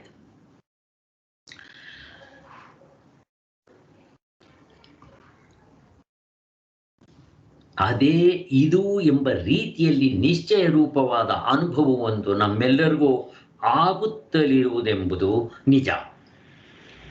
ಇದಕ್ಕೆ ಪ್ರತ್ಯಭಿಜ್ಞಾನ ಅಂತ ಹೆಸರು. ಇನ್ನೊಂದು ತಗೊಂಡ್ಬರ್ತಾರೆ, ಇದು ಸ್ಮೃತಿ ಇವರಪ್ಪನೇ, ಅಷ್ಟೇ, ಇನ್ನೇನಿಲ್ಲ. ಪ್ರತ್ಯಭಿಜ್ಞಾ. ಸ್ಮೃತಿಯಲ್ಲಿ ಎರಡು ಹೇಳ್ತಾರೆ, ಒಂದು ಸ್ಮೃತಿ, ಎರಡನೇದು ಪ್ರತ್ಯಭಿಜ್ಞ. ಎರಡು ಸ್ಮೃತಿಗೆ ಸಂಬಂಧಪಟ್ಟಿರೋದೆ, ನೆನೆಸ್ಕೊಂಡು ಹೇಳೋದು. ಹಾಗೆ ಇದನ್ನು ಪ್ರತ್ಯಭಿಜ್ಞಕ್ಕೆ ನಮ್ಮ ಕುಲಕರ್ಣಿ ಸ್ವಾಮಿಗಳೊಂದು ಎಕ್ಸಾಂಪಲ್ ಕೊಟ್ಟಿದ್ರು, ಹೇಳ್ತೀನಿ ನೋಡ್ರಿ. ಒಂದು ಸಾರಿ ಅವರು ಪಾಠ ಮಾಡ್ತಾ ಇದ್ದಾಗ ಯಾರೋ ಒಬ್ಬರು ಬಂದಿದ್ದೆ, ನಮಸ್ಕಾರ ಸ್ವಾಮಿ ಅಂತ ಎಲ್ಲ ಆದಮೇಲೆ, ಪ್ರವಚನ ಮುಗಿದ ಮೇಲೆ, మీరు ఆంధ్రాలో ఉండే ರಾಮಚಂದ್ರರಾವ್ కదా మీరు ಅಂಟಂದ್ರಂತ ಅಂತ ಕೇಳಿದ್ರಂತ. ಅವನು ಅಂತಂದ್ರಂತೆ. ನೋಡ್ರಿ, ಡೆಫಿನೆಟ್ ಇಲ್ಲ, ಅಲ್ಲಿ ಗೆಸ್ ಮಾಡಬೇಕು. ಹಿಂದೆ ನೋಡಿದವರು ಇವರೇನಾ ಅವರೇನಾ ನನಗೆ ಸಂಶಯ. ಆದರೆ ಇಲ್ಲಿ ಪ್ರತ್ಯಭಿಜ್ಞಾನದಲ್ಲಿ ಕನ್ಫರ್ಮ್ ಮಾಡ್ಕೋಬಹುದು. ಅವ್ರು ಬಂದಿದ್ದಾರೆ, ಬಟ್ ನನಗೆ ಡೌಟು. ಹಿಂದೆ ನಾನು ನೋಡಿದ ನೆನಪನ್ನೇ ತೊಗೊಂಬರ್ಬೇಕು. ಹಿಂದೆ ಯಾವಾಗಲೂ ಆಂಧ್ರಾಗ ಹೋದಾಗ ನೋಡಿದ್ರಲ್ಲಿ ಪ್ರವಚನ ಮಾಡಿದಾಗ ತಿರ್ಗಿ ಅವ್ರು ನೋಡಿದ ತಕ್ಷಣ ಅರ ಅವರೇ ಇರ್ಬೋದು ಅಂತ ಹೇಳಿ ಅವ್ರನ್ನ ಕನ್ಫರ್ಮ್ ಮಾಡ್ಕೊತಾರೆ. ಆ ರಾಮಚಂದ್ರ ರಾವ್ ಮೀರೇನಾ ಅಂತ, ಅವನು ನೇನೆ ಅಂತಾರೆ, ಕನ್ಫರ್ಮ್. ಹಾಗೆ ಇದನ್ನು ಪ್ರತ್ಯಭಿಜ್ಞ ಅಂತಾರೆ. ಒಟ್ಟಿನಲ್ಲಿ ಎಲ್ಲ ಸ್ಮೃತಿ ಇದೆ ರಾಮಾಯಣಗಳು ಇರಲಿ. ವ್ಯವಹಾರಕ್ಕೆ ಈ ಪ್ರತ್ಯಭಿಜ್ಞವು ಬಹಳ ಉಪಯೋಗಕಾರವಾಗುವುದರಲ್ಲಿ ಎಳ್ಳಷ್ಟು ಸಂಶಯವಿಲ್ಲ. ಸ್ಮೃತಿಯಾಗಲಿ ಪ್ರತ್ಯಭಿಜ್ಞ ಆಗಲಿ ನಮಗೆ ಉಪಯೋಗ ಆಗ್ತಾ ಇದೆ. ಆಗದೆ ಏನು ವ್ಯವಹಾರಕ್ಕೆ ಬೇಕು. ಅದಕ್ಕೆ ಪ್ರತ್ಯಕ್ಷ ಪ್ರಮಾಣ, ಅನುಮಾನ ಪ್ರಮಾಣ, ಇವೆರಡೂ ಅನುಮಾನ ಪ್ರಮಾಣವೇ. ಸ್ಮೃತಿ ಪ್ರತ್ಯಭಿಜ್ಞ ಎಲ್ಲ. ಪ್ರತ್ಯಭಿಜ್ಞ ಅಂದರೆ ನಮ್ಮ ಎದುರುಗಡೆ ಪ್ರತ್ಯಕ್ಷವಾಗಿರುತ್ತೆ. ಆದರೂ ಬೆಂಕಿ ಇದ್ದಂಗೆ ಪ್ರತ್ಯಕ್ಷ ಅಲ್ಲ. ಹಿಂದೆ ನಾನು ನೋಡಿರ್ತೀನಿ, ನನಗೆ ಡೌಟು, ನಾನು ಕನ್ಫರ್ಮ್ ಮಾಡ್ಕೋಬೇಕು. ಅವ್ರನ್ನ ಕೇಳೋ ಅಥವಾ ಬೇರೆಯವ್ರನ್ನ ಕೇಳಿಕೊಂಡು ಕನ್ಫರ್ಮ್ ಮಾಡ್ಕೋಬೇಕು. ಅದಕ್ಕೆ ಪ್ರತ್ಯಕ್ಷ ಜ್ಞಾಪಕ ಮಾಡ್ಕೊಳ್ಳೋದು ಎರಡು ಇರುತ್ತೆ ಅಲ್ಲಿ ಅಂತ. ವ್ಯವಹಾರಕ್ಕೆ ಇವೆರಡೂ ಬೇಕು. ಯಾವುದು? ಸ್ಮೃತಿ ಪ್ರತ್ಯಭಿಜ್ಞ ಎರಡೂ ಬೇಕಾಗುತ್ತೆ. ಇಲ್ಲೂ ಅಷ್ಟೇ, ಸ್ಮೃತಿ ಆಗಲಿ ಪ್ರತ್ಯಭಿಜ್ಞ ಆಗಲಿ ಅದು ಕರೆಕ್ಟ್ ಆಗ್ಬೋದು, ತಪ್ಪಾಗ್ಬೋದು. ಈಗ ನಾನು ಅವ್ರನ್ನ కేళదే ಅಂತ ఇట్టుకోಳ್ರಿ, మీరు రామచంద్రరావు గారే కదా ఆంధ్రాలో నేను చూసినింటిని. కాదు సార్, నేను కాదు, వాళ్ళు అలాగనే ఉండారు, లేకుంటే ఇంకొకరు వాళ్ళు నేను కాదు అంటే ಇದು ಅಯಥಾರ್ಥ ತಪ್ಪಾಗೋಯ್ತು. ಓಹೋ, ఉండొచ్చు నాకు ಜ್ಞಾಪಕ లేదు. ಹಂಗೆ ಅರ್ಥ ಆಯ್ತಲ್ಲ ಇದು? ಇಷ್ಟು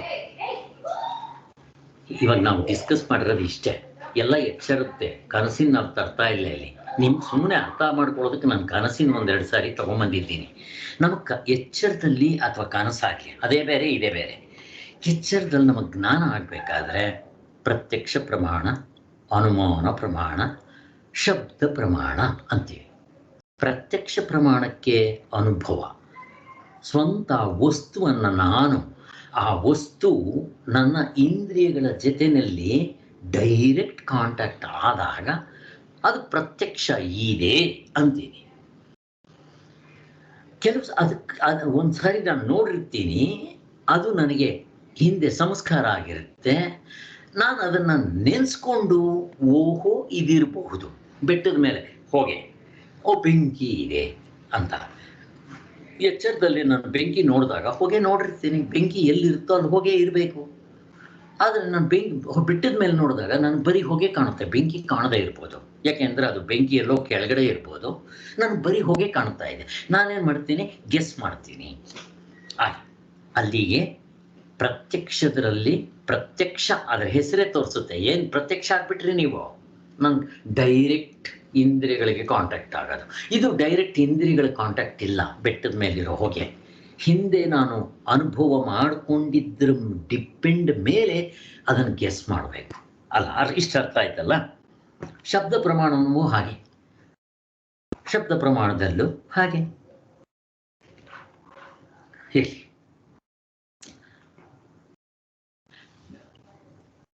ಆದರೆ ಇದು ಹೇಳುವುದೆಲ್ಲವೂ ಪರಮಾರ್ಥವೆಂದು ನಂಬುದಕ್ಕೆ ಒಂದು ದೊಡ್ಡ ಅಡಚಣೆ ಇರುತ್ತೆ. ವ್ಯವಹಾರಕ್ಕೆ ನಮಗೆ ಸಾಕು. ಈಗ ನಾವು ಹೋಗ್ತಾ ಇರೋದು ಪಾರಮಾರ್ಥ, ನಮ್ಮ ನಿಜವಾದ ಸ್ವರೂಪ ಎಂಥದ್ದು ಅದನ್ನು ತಿಳ್ಕೋಬೇಕಾದ್ರೆ ಈ ಮೂರೂ ಆಗೋದಿಲ್ಲ, ಎರಡು ಆಗೋದಿಲ್ಲ, ಮೂರೂ ಆಗೋದಿಲ್ಲ. ಕರೆಕ್ಟ್ ತಾನೆ? ಯಾವ್ಯಾವ್ದಾಗೋದಿಲ್ಲ?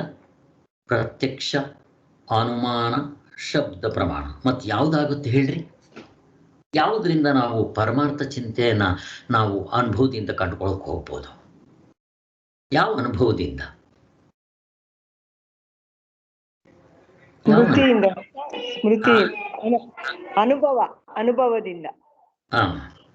ಯಾವ ನೇರಾದ ಅನುಭವ? ನೇರಾದ ಅನುಭವ. ಈ ಮೂರು ಅನುಭವನೂ ಉಪಯೋಗಿಸಲ್ಲ ನಾವು.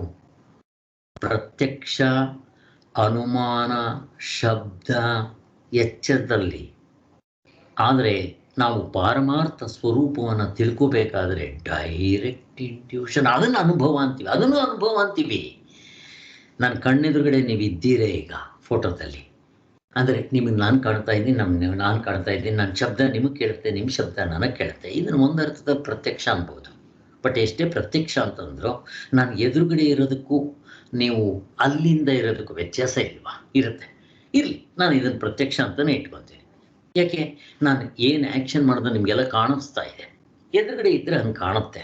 ಇರಲಿ, ಒಟ್ಟಿನಲ್ಲಿ ಪ್ರತ್ಯಕ್ಷ ಅನುಮಾನ. ಆದರೆ ಇವು ಇಲ್ಲಿ ಮನಸ್ಸು ಉಪಯೋಗಿಸ್ಬೇಕು, ದೇಶದಲ್ಲಿರಬೇಕು, ಅವಸ್ಥೆ ಒಳಗಡೆ ಇರಬೇಕು, ಕಾಲ ದೇಶ ಕಾರ್ಯ ಕಾರಣ ಭಾವ ಆಧ್ಯಾತ್ಮಿಕ ಆದಿಭೌತಿಕ ಅರ್ಧ ಡಜನ್ ಪೂರ್ತಿ ಇರಬೇಕು ಈ ಜ್ಞಾನ ಆಗಬೇಕಾದ್ರೆ. ಆದರೆ ಆತ್ಮನ ಜ್ಞಾನ ಆಗಬೇಕಾದ್ರೆ ಯಾವುದು ಬೇಡ, 19 ಬೇಡ, ಆದಿಭೌತಿಕ ಬೇಡ, ಆದಿದೈವಿಕ ಬೇಡ, ಅವಸ್ಥೆ ಗೋಜೆ ಇಲ್ಲ, ಅರ್ಧ ಡಜನ್ ಯಾವುದೂ ಬೇಡ. ಹೋಗ್ಲಿ, ಇಂದ್ರಿಯಗಳು ಉಪಯೋಗಿಸಲ್ವ ಸರ್? ಬೇಕಾಗಿಲ್ಲ. 19ರಲ್ಲಿ ಒಂದೂ ಉಪಯೋಗಿಸಲ್ಲ. ಹೋಗ್ಲಿ, ಡೈರೆಕ್ಟ್ ಇಂಟ್ಯೂಷನ್ ಒಳಗಡೆಯಿಂದ ಬರುತ್ತೆ. ಬೋಧ ಬೋಧ ಪ್ರತಿಬೋಧ ವಿದಿತ ಮನ ಅಂತಾರಲ್ಲ, ಹಾಗೆ ಇರಲಿ. ಒಟ್ಟಿನಲ್ಲಿ ನಮಗಿದು ಎಚ್ಚರದಲ್ಲಿ ಸಹಾಯ ಆಗುತ್ತೆ.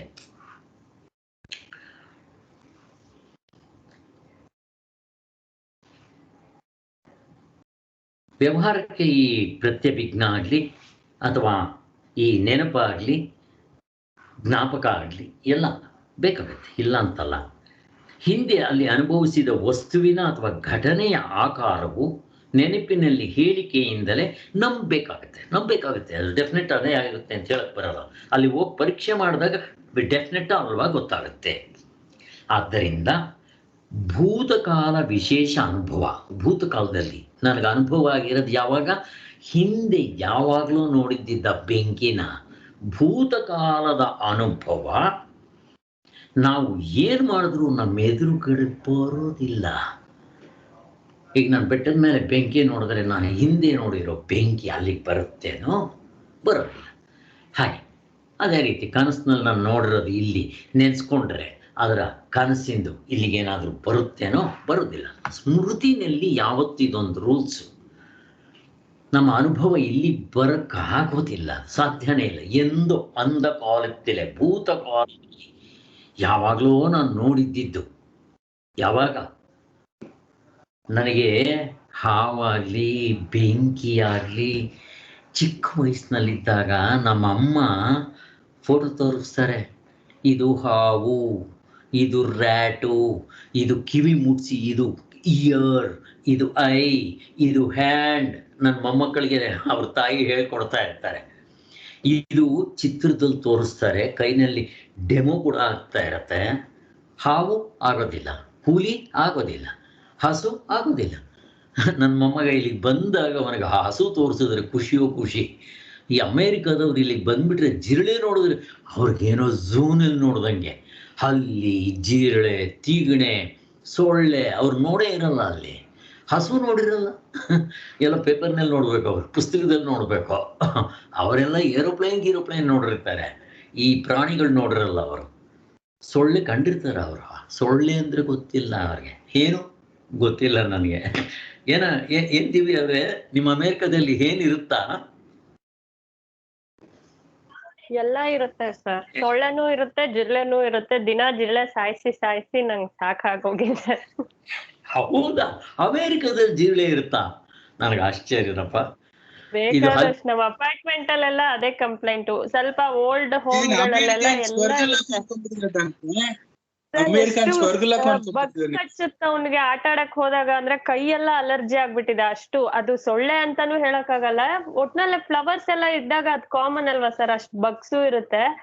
ಏನು ಕೂಡ ಇದೆ. ಎಲ್ಲೋ ಇಲ್ಲಿಂದ ಇವಾಗ ಕ್ಯಾಲಿಫೋರ್ನಿಯಾಗೆ ಎಲ್ಲ ಓಡಾಡ್ತಿದ್ನಲ್ಲ ಏರ್ಪೋರ್ಟ್ ಅಲ್ಲಿ, ಅಲ್ಲಿ ಎಲ್ಲಿಂದನೋ ನನ್ ತಲೆಗೆ ಬಂದು ಎಷ್ಟ್ ಕಷ್ಟ ಆಯ್ತು ಹೋಗಿಸ್ಕೊಳಕ್ಕೆ. ಕೊನೆಗೆ ಲೈಫ್ ಟ್ರೀಟ್ಮೆಂಟ್ ಕಿಟ್ ಎಲ್ಲ ತಗೊಂಡ್ ಬಂದು ಇಲ್ಲಿ ಏನು ಹೋಮ್ ರೆಮಿಡಿದು ಏನು ಸಾಮಾನ್ ಸಿಕ್ತಿಲ್ಲ. ನಮ್ಮ ಮಮ್ಮಿ ಬೇವಿನ ಸೊಪ್ಪು ತಗೊಂಬ ಹಚ್ಕೊ ಅಂದ್ರೆ ಕಷ್ಟಪಟ್ಟು ಹೋಗಿಸ್ಕೊಂಡಿದೀನಿ. ಏನು ಕೂಡ ನಾನು ಯಾಕೆಂದ್ರೆ ಅಲ್ಲಿ ಅದರ ಗೋಜಿರಲ್ಲ ಏನಪ್ಪ. ನನಗಂತೂ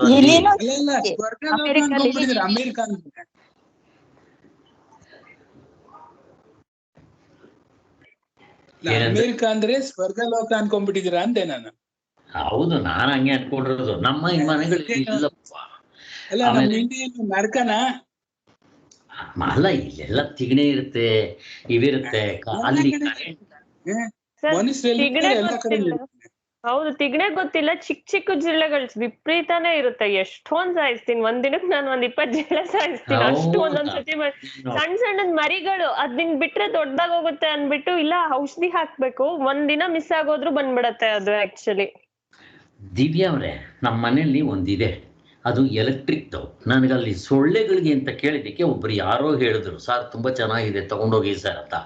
ಅದು ಪೆಟ್ಸ್ ರಿಪಲ್ಲೆಂಟ್ಸ್ ಅಂತ, ಜಸ್ಟ್ ಲೈಕ್ ಅದು ಸಲ್ಯೂಷನ್ ಗಿಲ್ಯೂಷನ್ ಏನೂ ಇಲ್ಲ. ನಿಮ್ಗೊಂದು ನಾಳೆ ತೋರಿಸ್ತೀನಿ ನಾನು ಅದನ್ನು ಹಾಕ್ಬಿಟ್ರೆ ಸಾಕು ನೀವು.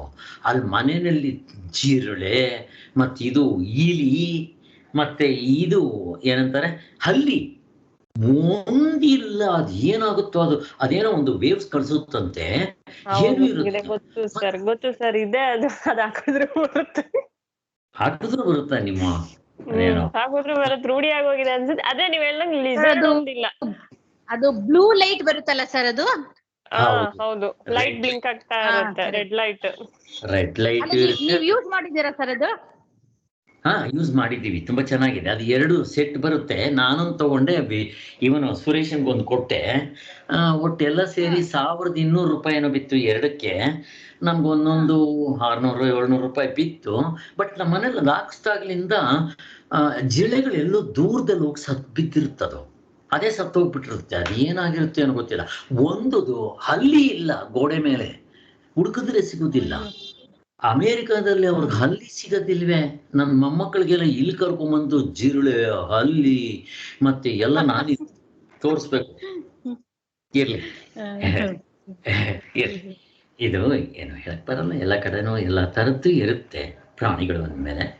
ಓಕೆ, ಒಟ್ಟಿನಲ್ಲಿ ಇಲ್ಲಿ ಯಾಕೆ ಹೇಳಿದ್ವಿ ಅಂತಂದ್ರೆ, ಒಟ್ಟಿನಲ್ಲಿ ಇದು ಅಲ್ಲಿ ನಾನು ಯಾವಾಗಲೂ ನನ್ನ ಮೊಮ್ಮಗ ಅವ್ರ ತಾಯಿ ಪೇಪರ್ನಲ್ಲಿ ತೋರಿಸಿರ್ತಾರೆ, ಇದು ನಾಯಿನೂ ಅಷ್ಟೇ. ನಾಯಿಗಳು ಬೇಕಾದ್ರೆ ಸಿಗುತ್ತೆ, ಯಾಕೆಂದ್ರೆ ಅಲ್ಲಿ ಒಬ್ಬೊಬ್ರು ಅಲ್ಲಿ ವಾಕಿಂಗ್ ಹೋಗ್ಬೇಕಾದ್ರೆ ನಾಯಿಗೋಸ್ಕರನೇ ವಾಕಿಂಗ್ ಹೋಗ್ತಾ ಇರ್ತಾರೆ. ಅಲ್ಲಿ ಏನು ಪುಣ್ಯ ಮಾಡಬೇಕಪ್ಪ. ನಾನು ಯಾವಾಗಲೂ ದೇವ್ರ ಹತ್ರ ಕೇಳ್ಕೊತೀನಿ, ಅಕಸ್ಮಾತ್ ನನ್ನ ಏನಾದರೂ ನಾಯಿಯಾಗಿ ಹುಟ್ಟಿಸಿದ್ರೆ ನೀನು ಅಮೇರಿಕಾದಲ್ಲಿ ಹುಡ್ಸಪ್ಪ ಅಂತ. ಏನು ಪುಣ್ಯ ಮಾಡಿರ್ಬೇಕು ಗೊತ್ತಾ ನಿಮಗೆ? ನಾಯಿ ಅಮೇರಿಕಾದಲ್ಲಿ ನಾಯಿಯಾಗಿ ಹುಟ್ಟಬೇಕಾದ್ರೆ ಯಾರಿಗಾದ್ರೂ ಗೊತ್ತಾ ನಿಮ್ಗೆ ಏನ್ ಪುಣ್ಯ ಅಂತ? ನಮ್ಮ ಇಂಡಿಯನ್ಸ್ಗೆ ಆದ್ರೂ ನಾಯಿನೇ ಅಲ್ವಾ ಸರ್, ಅದಕ್ಕೆಲ್ಲಿ ಇದೆ ಸಾಧನೆಗಳು ಇದೆಲ್ಲ. ಕತೆ ಬೇರೆ. ಈ ಜೋಕ್ ಕೇಳಿ ನೀವು. ಅದರ ಹಿಂದೆಗಡೆ ಹೋಗ್ತಾ ಇರ್ತಾರೆ ಯಜಮಾನರು. ಎಲ್ಲಾದ್ರೂ ಕಕ್ಕಸ್ ಮಾಡಿದ್ರೆ ಅದು ಕೈಗೆ ಗ್ಲೌಸ್ ಹಾಕ್ಕೊಂಡು ಅದನ್ನ ಫ್ರೂಟ್ಸ್ ಕೀಳೋಂಗೆ ತಗೊಂಡು ಒಂದು ಬಾಕ್ಸ್ನಲ್ಲಿ ಹಾಕ್ಕೊಂಡು ಮನೆಗೆ ತಗೊಂಡೋಗಿ ಬೇರೆ ಕಡೆ ಹಾಕಬೇಕು. ಇದು ಎಲ್ಲಿ ಬರುತ್ತೆ ನಿಮಗೆ? ರಾಜರಿಗೆ ಮಾಡ್ತಾರೆ ಯಾರಾದರೂ? ಮಾಡೋದಿಲ್ಲ. ಅಲ್ಲಿ ಮಾಡ್ತಾರೆ ನೋಡ್ರಿ, ಹೆಂಗಿದೆ ಇದು. ಪುಣ್ಯ ಅಂತೀರೋ ಏನಂತೀರಾ? ನಾನು ಸುಮ್ಮನೆ ಜೋಕ್ ಹೇಳ್ತಾ ಇರೋದು. ಇರ್ಲಿ ಸರ್, ಇಲ್ಲಿ ಇಂಡಿಯಾದಲ್ಲಿ ಏನ್ ಮಾಡ್ತಾರೆ ಅಂದ್ರೆ, ಅವ್ರು ಸಾಕಿರೋ ನಾಯಿನ ಬೇರೆಯವ್ರ ಮನೆ ಹತ್ರ ಹೋಗಿ ಕರ್ಕೊಂಡೋಗಿ ಗಲೀಜ್ ಮಾಡಿಸ್ಬಿಟ್ಟು ಬರ್ತಾರೆ ಸರ್ ಇಲ್ಲಿ. ಅದೇ ಅದಕ್ಕೆ ಈ ತರ ಇರ್ಲಿ. ಸುಮ್ಮನೆ ಆಸೆ ಕೇಳಿದ್ ನಾನು. ಹಾಗೆ ಮನುಷ್ಯರಾಗಿ ಹುಟ್ಟೋಣ, ಹುಟ್ಟಂಗಿದ್ರೆ ಇಲ್ಲ ಮುಕ್ತರಾಗ್ಬಿಡ್ಬೇಕು, ಇಲ್ಲ ಅಟ್ಲೀಸ್ಟ್ ಹುಟ್ಟಿದ್ರೆ ಮನುಷ್ಯರಾಗ್ಬಿಡ್ಬೇಕು. ನಾನು ಸುಮ್ಮನೆ ಆಸೆ ಕೇಳಿದ್ದೆ ಅಷ್ಟೇ. ಅದನ್ನ ಇರ್ಲಿ. ಅಲ್ಲಿ ನಾಯಿಗಳಿರುತ್ತೆ, ಈ ಹಸುಗಿಸು ತೋರ್ಸಕ್ ಬರಲ್ಲ. ಇಲಿಗಳು ಓಡಾಡ್ತಾ ಇರುತ್ತೆ ರಾತ್ರಿ ಹೊತ್ತು. ಈ ಗಿಡಗಳ ಹತ್ರ ಹಿಂದೆಗಡೆ ಸ್ವಲ್ಪ ಇಲಿಗಳು ಹೆಗ್ಣ ಓಡಾಡುತ್ತೆ. ಬಟ್ ಮನೇಲಂತೂ ಒಂದು ನನಗೇನು ಸೊಳ್ಳೆ ಆಗಲಿ ನನಗೆಲ್ಲೂ ಕಾಣಿಸೋದೇ ಇಲ್ಲಪ್ಪ. ಅಲ್ಲಂತೂ ನಾವು ಆರಾಮಾಗಿರ್ತೀವಿ. ನನ್ಗಲ್ಲಿ ಇಲ್ಲಿ ಮನೆಯಲ್ಲಿ, ನಮ್ಮ ಮನೆಯಲ್ಲಿ ನಾವು ಕರ್ಟನ್ ಕಟ್ಕೊಳ್ದೆ ಮಲಗದೇ ಇಲ್ಲ. ಯಾವಾಗಲೂ ಕರ್ಟನ್ ಇರಲೇಬೇಕು ನಮಗೆ. ಊಟಕ್ಕೆ ಕೂತ್ಕೊಂಡ್ರೆ ಸಾಕು, ಮೊದಲು ಆ ಪೈಜಾಮ ಹಾಕೊಂಡು ಕೂತ್ಕೋಬೇಕು ನಾವಲ್ಲಿ. ನಾನು ಆ ಊಟ ಕೂತ್ಕೊಳ್ಳುವಾಗ ಪೈಜಾಮ ಹಾಕೊಂಡು ಕೂತ್ಕೊತೀನಿ, ಇಲ್ದ್ರಲ್ಲಿ ಕಚ್ಚುತ್ತಾ ಇರುತ್ತೆ ಅದು. ಇದೆಲ್ಲ ಹಾಕ್ಕೊಂಡಿರ್ತೀವಿ, ಏನು ಹಾಕಿದ್ರೂ ಬಿಡೋದಿಲ್ಲ. ಓಕೆ, ಇದು ಎಲ್ಲಿಗೋ ಹೋಗ್ತಾ ಇದೆ, ನಾವು ಇಲ್ಲಿಗೆ ಬರೋಣ. ಅಲ್ಲಿಗೇನಾಯಿತು ನೆನಪು ಮಾಡ್ಕೋಬೇಕಾದ್ರೆ, ಆಮೇಲೆ ನೋಡ್ರಿ, ಈಗ ನನ್ನ ಇವನಿಗೆ ಇಂಡಿಯಾಗೆ ಬಂದಾಗ ಹಸು ಅಂತ ತೋರಿಸ್ತೀನಿ. ಇದು ಅವನು ಮೊದಲೇ ಅದನ್ನು ಪೇಪರ್ಗಳಲ್ಲೋ ಪುಸ್ತಕಗಳಲ್ಲಿ ಟಿ ವಿನಲ್ಲಿ ನೋಡ್ಕೊಂಡಿರ್ಬೇಕು. ಅವನು ನೋಡ್ಕೊಂಡಿರ್ತಾನೆ. ಆಮೇಲೆ ಇಲ್ಲಿ ಬಂದು ಇದು ಪ್ರತ್ಯಕ್ಷ. ಹಾಗೆ ಇಲ್ಲಿ ಎದುರೆದುರು ಬಳಿಗೆ ಒಂದು ಸಾರಿ ನೋಡ್ತಾನಲ್ಲ, ಪ್ರತ್ಯಕ್ಷ. ನಾವು ಝೂನಲ್ಲಿ ನೋಡ್ತೀವಿ, ಪ್ರತ್ಯಕ್ಷ. ಈಗ ನಯಾಗರ ಫಾಲ್ಸ್ ಎಷ್ಟು ಜನ ನೋಡಿದ್ದೀರಾ? ನೋಡಿಲ್ಲ. ನಾವು ಯಾರೋ ಒಂದು 3-4 ಜನ ನೋಡಿದ್ವಿ. ನಾವು ಗೋಪಾಲ್ ಅವರು, ನಾನು ಮತ್ತು ಗೋಕುಲ ಅವರು ಅಮೇರಿಕಾದಲ್ಲಿದ್ದವರು ನೋಡೇ ಇರ್ತಾರೆ. ಹಾಗೆಯೇ ಇದು ನಮಗೆ ಪ್ರತ್ಯಕ್ಷ ಅಲ್ಲ. ನಾವು ಫೋಟೋದಲ್ಲಿ ನೋಡಿಕೊಂಡು ಅಥವಾ ಟಿ ವಿನಲ್ಲಿ ನೋಡಿಕೊಂಡು ಪಿಕ್ಚರ್ಗಳಲ್ಲಿ ನೋಡಿಕೊಂಡು ನಾವು ಇಮ್ಯಾಜಿನ್ ಮಾಡಬೇಕು. ನೀವೆಷ್ಟೇ ನೋಡ್ರಿ, ನೋಡ್ದಂಗೆ ಇರಲಿ, ಬಟ್ ಅದಾದರೂ ಪ್ರತ್ಯಕ್ಷ ಪ್ರಮಾಣ ಆಗೋದಿಲ್ಲ.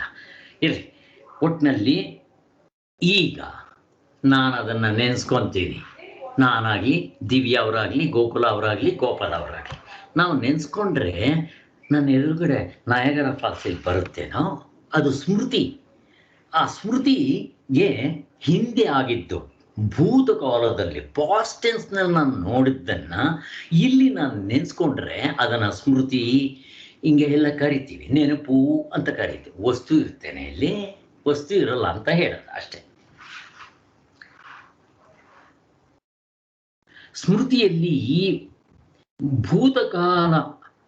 ಭೂತಕಾಲ ವಿಶಿಷ್ಟ ಅನುಭವವು ನಾವು ಏನು ಮಾಡಿದ್ರೂ ನಮ್ಮ ಎದುರುಗಡೆ ಮತ್ತೆ ಬಂದು ನಿಲ್ಲುವಂತಿಲ್ಲ. ಹೀಗಿರುವಲ್ಲಿ ಅದೇ ಇದು ಅನ್ನೋ ಜ್ಞಾನ ನಿಸ್ಸಂದಿಗ್ಧವೆಂದು ಹೇಗೆ ಹೇಳ್ತೀರಾ ಅಂತ ಅಷ್ಟೇ.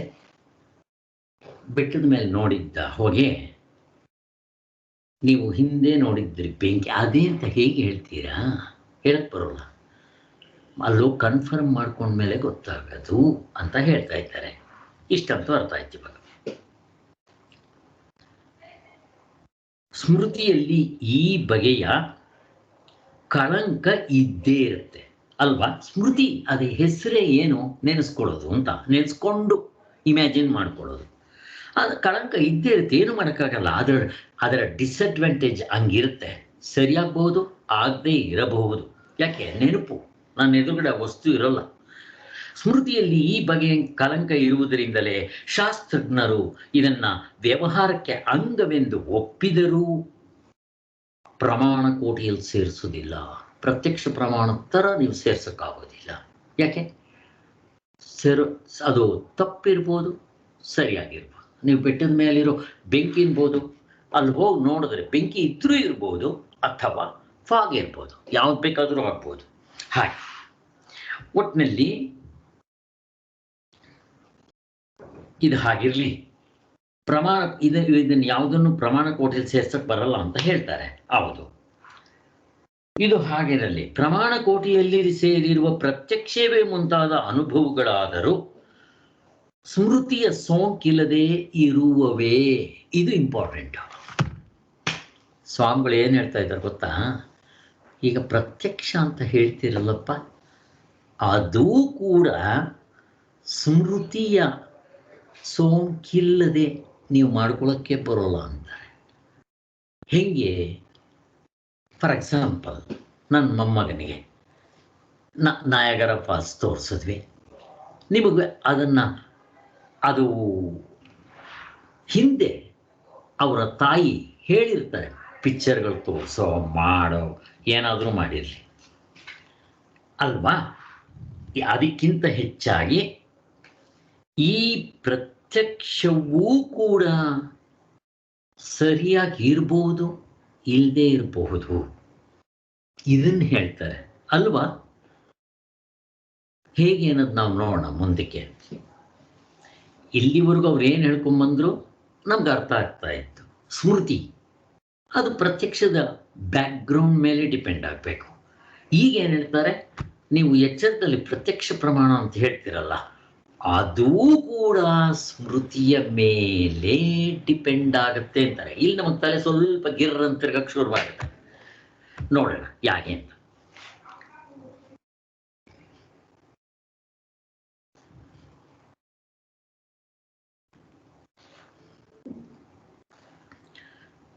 ಇವೆರಡನ್ನು ಬಿಟ್ಬಿಡ್ರಿ. ಇನ್ನು ಪ್ರಮಾಣ ಕೋಟೆಯಲ್ಲಿರೋದು ಯಾವುದು? 3ರಲ್ಲಿ ಪ್ರಮಾಣ ಕೋಟೆ ಇರೋದು. ಮೊದಲು 2 ಬಿಟ್ಬಿಡ್ಬೇಕು. ಯಾಕೆಂದರೆ ಅದಕ್ಕೆ ಸ್ಮೃತಿ ಆಧಾರ ಇರಬೇಕು.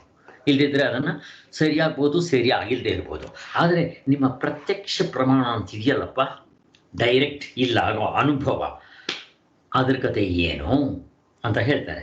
ಸೇರಿರುವ ಪ್ರತ್ಯಕ್ಷವೇ ಮುಂತಾದ ಅನುಭವಗಳಾದರೂ ಸ್ಮೃತಿಯ ಸೋಂಕಿಲ್ಲದೆ ಇರುತ್ತಾ ಇರೋದಿಲ್ಲ ಅಂತಾರೆ. ಹೇಗೆ ಅಂತ ನೋಡಿದ್ರೆ ಅದನ್ನು ಧೈರ್ಯದಿಂದ ಹೇಳುವುದಕ್ಕಿಲ್ಲ.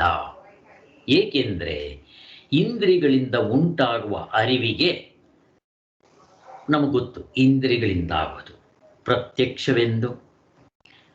ಪ್ರತ್ಯಕ್ಷ ಪ್ರಮಾಣ ಎಲ್ಲೆಲ್ಲಿ ಹೊಗೆ ಇರುತ್ತೋ ಅಲ್ಲಲ್ಲಿ ಬೆಂಕಿ ಇದೆ ಅಂತ ಆ ವ್ಯಾಪ್ತಿಯ ಜ್ಞಾನ ಇರೋ ದೂರದಲ್ಲಿ ಹೊಗೆ ನೋಡಿ ಹೇಳೋದು, ಆ ಗುರುತಿಂದ ಗುರುತಿಸ್ಕೊಳ್ಳೋದು.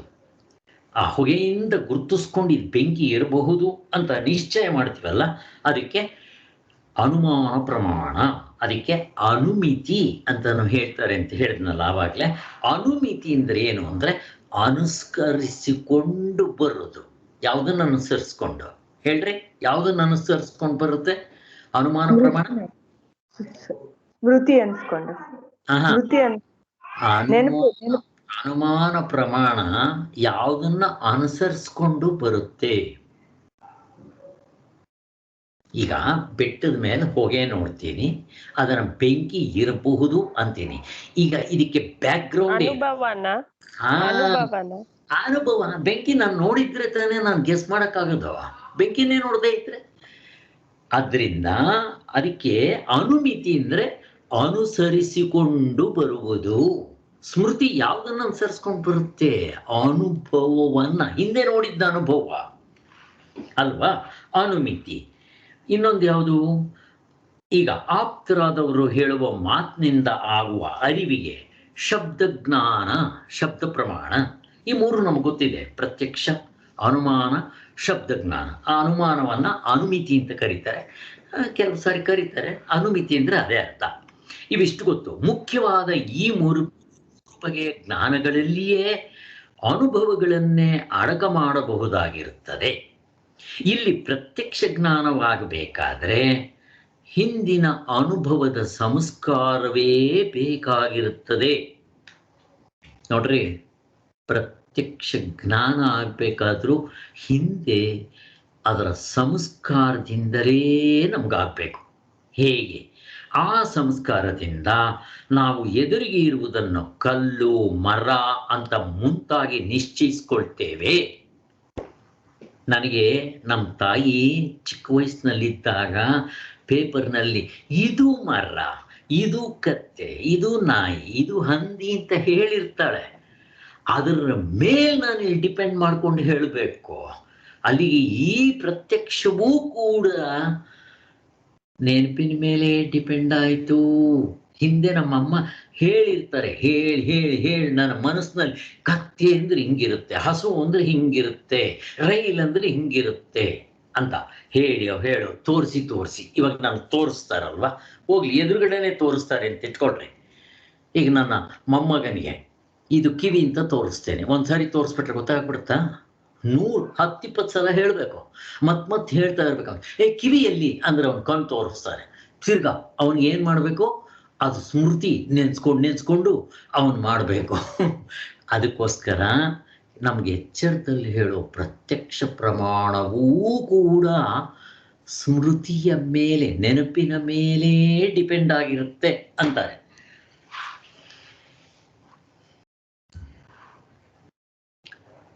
ಪ್ರತ್ಯಕ್ಷ ಜ್ಞಾನವಾಗಬೇಕಾದ್ರೆ ಹಿಂದಿನ ಅನುಭವದ ಸಂಸ್ಕಾರವೇ ಬೇಕಾಗಿರುತ್ತೆ. ಈ ಸಂಸ್ಕಾರದಿಂದ ನಾವು ಎದುರಿಗೆ ಇರುವುದನ್ನ ಕಲ್ಲು, ಮರ, ಆನೆ, ಇದು ಆನೆ, ಮರ ಎಲ್ಲ ಹೇಳ್ತೀವಿ. ಝೂಗ್ ಹೋಗಿದ ತಕ್ಷಣ ಇದು ಆನೆ ಅಂತ ಹೇಳ್ತಾನೆ, ಹಿಂದೆ ಅವನು ನೋಡಿದ್ದ, ಅದನ್ನ ನೆನ್ಸ್ಕೊಳ್ತಾನೆ ಇವನು ಆನೆ ಅಂತ ಹೇಳೋದು. ಅದಕ್ಕೆ ಮೊದಲು ನೋಡಿದ್ನೋ ಇಲ್ವೋ ಅಲ್ಲಿ. ಹಾಗೆ ಅದರಿಂದ ಒಂದರ್ಥದಲ್ಲಿ ಇದನ್ನು ಕೂಡ ನೆನಪು ಅಂತಾನೆ ಹೇಳ್ಬೋದು ಅಂತ ಹೇಳ್ತಾರೆ. ಯಾಕೆ ಹಿಂಗೆ ಹೇಳ್ತಾರೆ ಅಂತ ಮುಂದಕ್ಕೆ ನಮ್ಗಿನ್ನೂ ಚೆನ್ನಾಗಿ ಅರ್ಥ ಆಗುತ್ತೆ. ಈಗ ಸದ್ಯಕ್ಕೆ ಹಾಗೆ ಇಟ್ಕೊಳ್ರಿ ಎಂದು ಮುಂತಾಗಿ ನಿಶ್ಚಯಿಸ್ಕೊಳ್ತೀವಿ. ಆದ್ದರಿಂದ ಈ ಪ್ರತ್ಯಕ್ಷ ಜ್ಞಾನಕ್ಕೂ ಕೂಡ ನಾವು ಎಚ್ಚರದಲ್ಲಿ ಎದುರುಗಡೆ ನೋಡುವಂಥವ್ರು ಪ್ರತ್ಯಕ್ಷ ಅನ್ಬೇಕಾದ್ರೆ ಹಿಂದೆ ನೋಡಿದ್ದನ್ನ ನೆನೆಸ್ಕೊಂಡೇ ಹೇಳಬೇಕು.